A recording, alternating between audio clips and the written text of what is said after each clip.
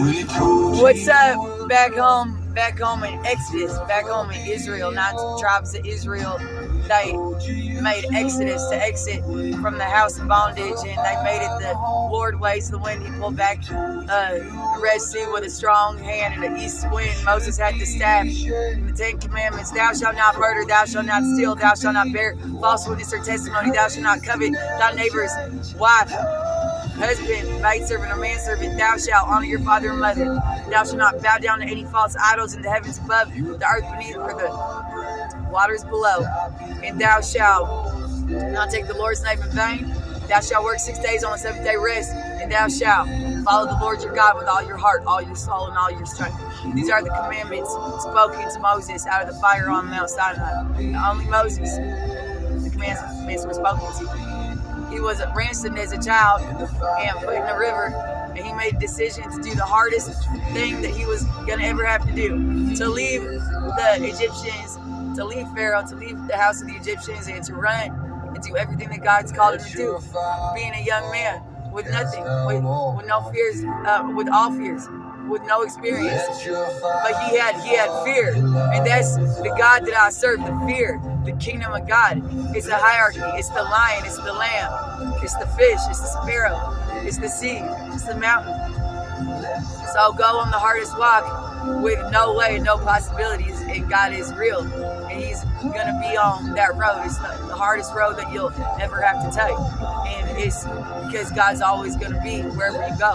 And it's by the strength that he gives that he gives you, that he gives me to raise myself in any condition, in any house, on any street, on any mountain, any valley. I'll be strong enough to make it, because God will give me the strength to raise myself, because I'm made in God's image. And there's the lion, there's the lamb, there's the cattle, everything holy and sacred. I'm here. It's Martin Luther King Jr.'s remembrance, his observance. He was a man, a pastor, and a doctor with a PhD, and he was respected, and he continued to talk and to announce and to proclaim, and God was with him in a mighty way. And African Americans weren't able to vote even after the Civil War had been won.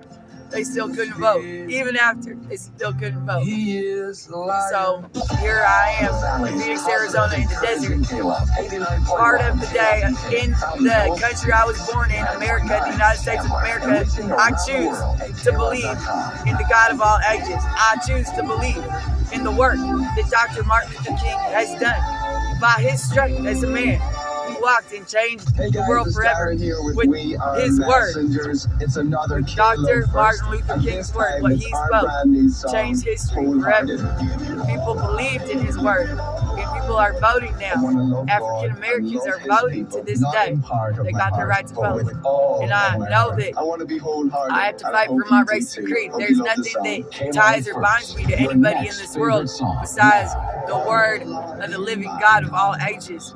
And it is the hardest road. It is everything I have to do, my responsibility to who I was born to be. And I don't ever look back in the past. I know I've lived a hard life, but it's not hard. God's going to give me the power to raise myself. My son's still alive. My daughter's still alive. I remember him having seizures in the house when my dad was sick with Alzheimer's. And we we kept breaking faith. But I know my son, I know that God is with my son. He will grab both of his hands, and he'll have the courage of a lion, because he doesn't hate. He doesn't hate. He was born to be a king. He was born to be good at everything he does. And my daughter is too. She's born to be a man, a full-grown woman at the maximum strength of an Olympian athlete fighting for her creed, so she can speak and talk to anybody by her word the living God gives her. So here I am in Phoenix, Arizona. I ain't giving up on my walk.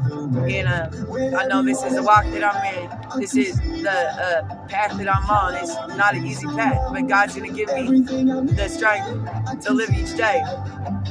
And I remember Dr. Martin Luther King on this day.